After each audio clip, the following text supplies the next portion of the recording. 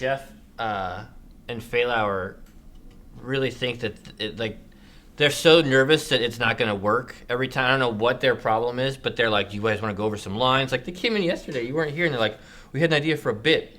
And I'm like, we're not doing a bit. And he's like, no, this is an idea. I want to tell you my idea for a bit. And I'm like, guys, we're just going to go out and play Dungeons and Dragons. That's it. It's pretty straightforward. Yeah. Welcome to the Revenge of Acquisitions Incorporated.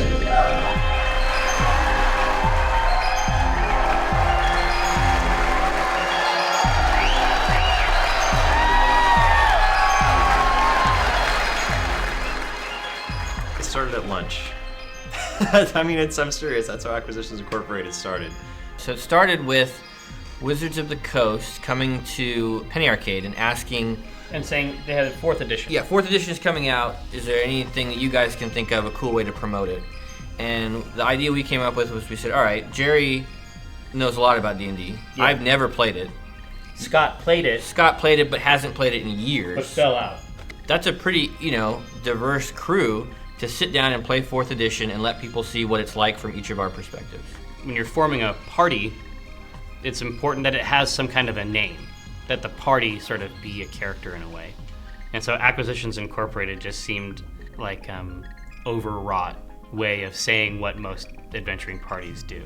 Started off as podcasts, and then we decided to kick it up a notch, I guess, as they say.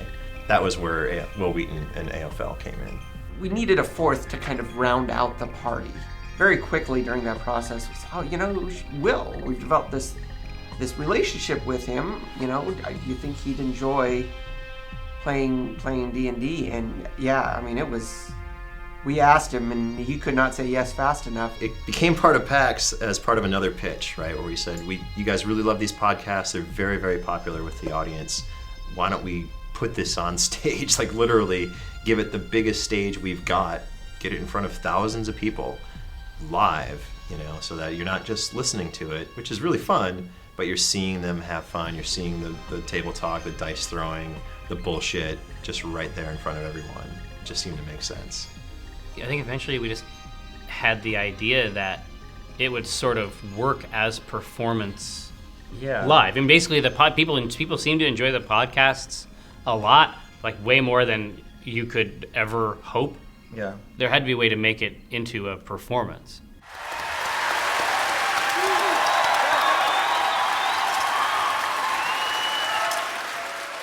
So Will is super busy, and so he wasn't going to be able to do AI anymore. Yeah, I mean his star is rising big time. Yeah, I mean I think we were lucky to get him when we did, and so he wasn't going to be able to do it anymore. We still needed to fill that spot, and so we came up with the idea of interns.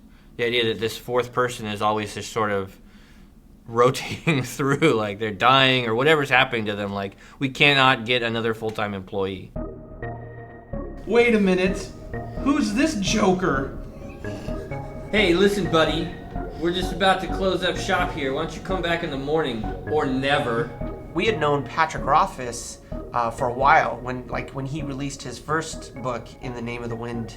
Turns out we all love the book. And he had come out to the Child's Play dinner last year. So there was already a lot of dialogue between him and us. And when it came time to choose that new intern, it seemed like such a natural fit. When I was just an orphan on the streets, I used to think that someday I might get to work with Jim Darkmagic. Could you make an exception? No, wait, I have something to show you. Here, pick a card. You can do magic to me? Yes! All right, show me what you got, kid. Is this your card? No. It's your credit card. Oh my God. You're in. We thought it was important to introduce the audience to Pat prior to the live game, and so the mechanism we chose for that was another podcast. So the podcast is sort of a prologue to the events on stage, so that once the stage happens, it's already, all the setup has happened, and you're in the meat of the adventure. I've been reading Penny Arcade pretty much since it started back in the day. I pretty much stalked them a little bit after my book was published, and we've kind of known each other off and on. We see each other at conventions, we chat a little bit. And so when Will had a scheduling conflict, they dropped me an email, and it really, really surprised me. Patrick's a no-brainer. He's an author. He's this big, fuzzy bear, and he's got this big booming voice, and he's super good with words. But in a very different way than Jerry is, right? Like, Jerry is very almost sinister with his vocabulary, and Patrick is almost very much, operatic, I think. So it's really great. I hear that what they say about gnomes, you know what they say about that's not true. That's an urban legend. That is actually a misnomer, as they say. That's where the word came from. As they say, that is actually the etymological. Thank you, V, very much. Finally, someone to appreciate my unique material. I was nervous because, they are funny. They are funny, and they're sharp, and they're quick on their feet. That was my big anxiety. Isn't like, oh no, will I successfully find traps? It was like, can I be funny, or will I just be sitting there watching them and laughing? Today you taught me that thievery is just another kind of magic. I've learned so much. Okay, yeah, everybody's learned a lot. Lights. That's good. He's gonna use that in a game. All right, I'm calling this meeting to order. So there's been lots of emails back and forth about some ideas, some grandiose. Yep. Got to rein you in. But yeah, I'm. Time is of the essence. Every year we've kind of grown the showmanship. It's very obvious. Okay, we need to put this in the main theater.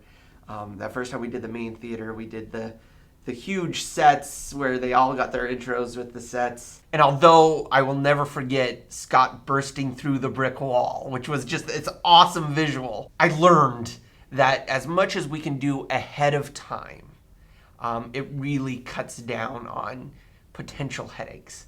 The setting decoration for this year is going to evoke what it's like to, I guess, be a player on the table rather than just at the table. So we've got the guys in standees evoking their characters. We've got some dice on the stage. Every year we feel obligated to just up the production values even more. And I imagine we'll do the same this time too.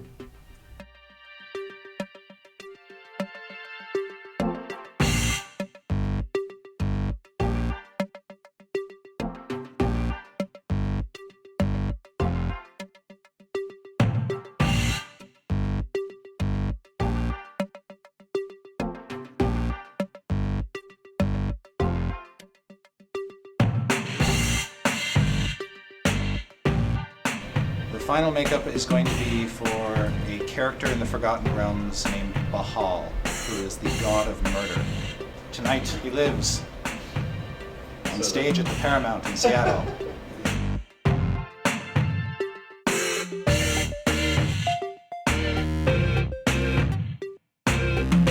The line is apparently capped already, which is awesome. I'm excited. Yeah, there's a lot of people out there.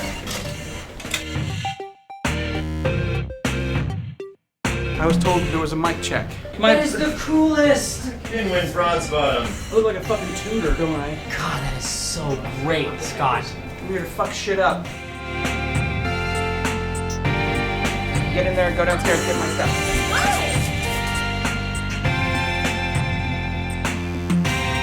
Nice. So you're set? Let's get you audio then.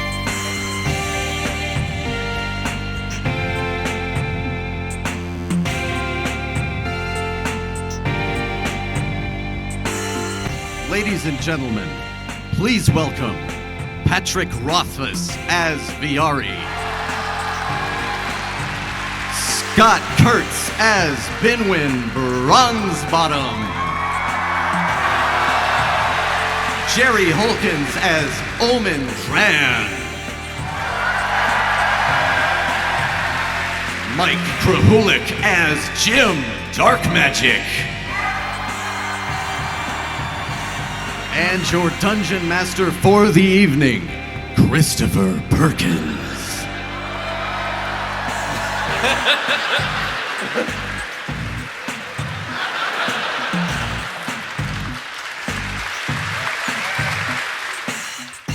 Hearing people's enjoyment is where I get really re-energized. It's like, okay, all that crazy emails and phone calls and scrambling and me running off to this place to pick up this material and waiting at the middle of the night to make sure this gets delivered on time.